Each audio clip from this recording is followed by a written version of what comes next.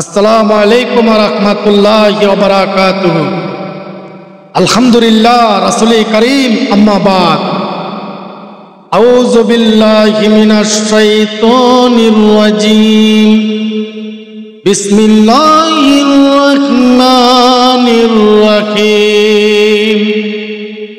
আলহামদুলিল্লাহ, আমরা আজকে কিছু আলোচনা করব, গুরুত্বপূর্ণ আলোচনা। আমরা সকলেই আলোচনাগুলো শুনে যাব ইনশাআল্লাহ। আমরা শুনবো, আমলও করব ইনশাআল্লাহ।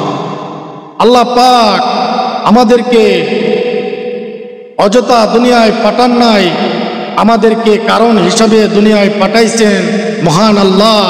এই আল্লাহ কি কারণে পাঠাইছেন এই কথাটিও আমরা অনেকে জানি না, তাই ইনশাআল্লাহ আমরা শুনে যাব ইনশাআল্লাহ।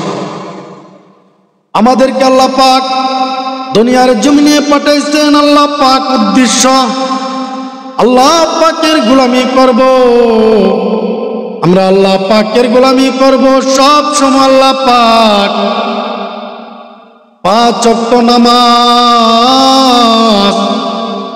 আল্লাহ পাকের নামাজ 5 ওয়াক্ত নামাজ পড়ব, নফল ইবাদত করব, জিকির করব, আল্লাহ পাকের গোলামি করব। কারণ আমাদেরকে আল্লাহ পাক অনেক সুন্দর করে দুনিয়ার জমিনে পাঠিয়েছেন আল্লাহ পাক বানিয়ে, আল্লাহ পাকের গোলামি করার জন্য। সম্মানিত হাজরিন, আমরা অন্য কারো গোলামি করব না, কারণ মহান আল্লাহ আমাকে আপনাকে সুন্দর করে বানিয়ে আদর করে মহব্বত করে পাঠিয়েছেন আল্লাহ পাক। আল্লাহ পাকের গোলামি আমরা করব, 5 ওয়াক্ত নামাজ পড়ব। আল্লাহর গোলামি করার মাধ্যমে আল্লাহ পাক আমাদেরকে খুশি হয়ে আমাদেরকে আল্লাহ পাক দয়া রহমত নাজিল করবেন। আল্লাহ আমাদেরকে গুনাহ থেকে বাঁচিয়ে রাখবেন। আল্লাহ পাক যেভাবে খুশি আমাদেরকে আল্লাহ পাক দয়া করে আল্লাহ পাক আমাদেরকে দয়া করে মায়া করে আল্লাহর হাবিবের উম্মত হিসেবে পাঠাইছেন। আমাদের কপাল কত না ভালো, আল্লাহ পাকের হাবিবের উম্মত হিসেবে পাঠাইছেন। সম্মানিত হাজিরিন, আল্লাহ পাকের উদ্দেশ্য হলো আল্লাহ পাকের গোলামি করব।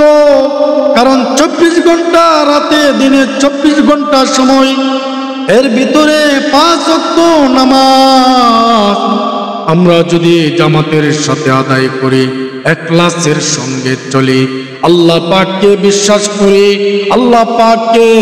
আল্লাহ পাকের জিকির করি, আল্লাহ পাককে স্মরণ করি, আল্লাহ পাক আমাদেরকে শান্তি আর শান্তি দান করবে।